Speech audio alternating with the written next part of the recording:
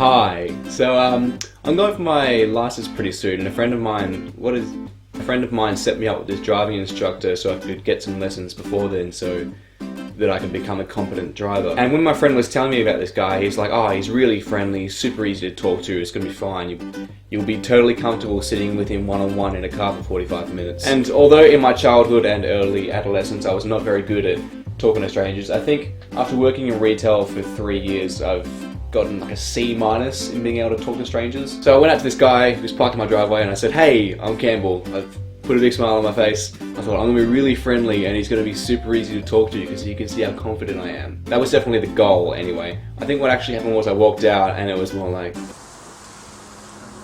So we got into the car and started driving, we exchanged introductions and pleasantries, and we got to the end of the introductions and that was kind of the turning point as to whether or not we were going to be able to make this relationship work as far as making conversation goes. And so we got to that point, silence fell. You could have heard a pin drop because it probably would have been inappropriate to turn on the radio during a driving lesson. But at that moment the outlook was very bleak as he asked, so what's your favourite football team? I don't watch sports. I've never watched sports. I've never found any interest in watching hours of people running around and throwing things at each other like repeatedly. Like it's just kind of like back and forth. I mean, if anything, I can understand watching things like football because there's lots of things going on. You're running around a whole field. But things like tennis or table tennis, where it's literally back and forth. But I just don't get it because it goes for hours and people sit there watching it when really, in my reality, I get, okay, you can play tennis, but keep it for like 30-second games sort of things, like a little iPhone app.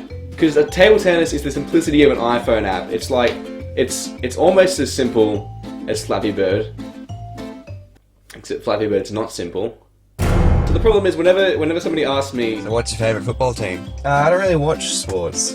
Oh. They respond to me as if I've just said, I like to watch people when they poop. Oh. Like some people can just not fathom the idea that I don't find it intriguing.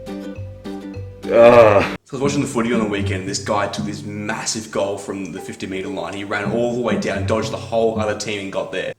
What did you get up to, Campbell? Oh, I spent most of the weekend watching Superman cartoons. There was this one episode where this robber was like shooting bullets at him and they just can't stop him. And then he kicked a football around the world. It was a good one. Superman, that's pretty nerdy. Would we all agree that Superman's nerdy though? I mean, he can run faster than a speeding bullet. So, the fact that you watch Superman cartoons is nerdy. Peter just became a level 57 warlock in World of Warcraft, but me liking Superman is nerdy. Holy shit, level 57! Peter, that's awesome, dude! Yes.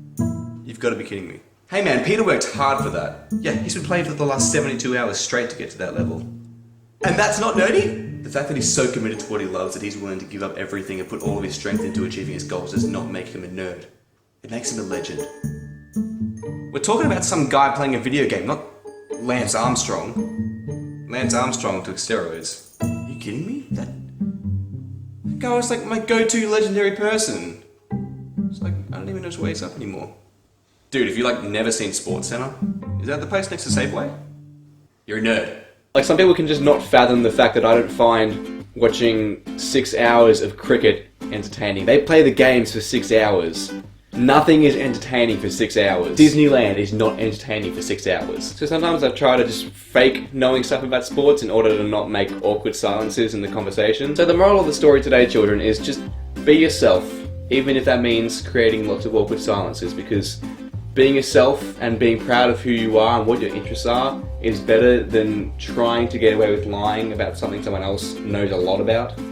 And it's not very likely that you'll get away with it. Also, side moral of the story, don't play Flappy Bird.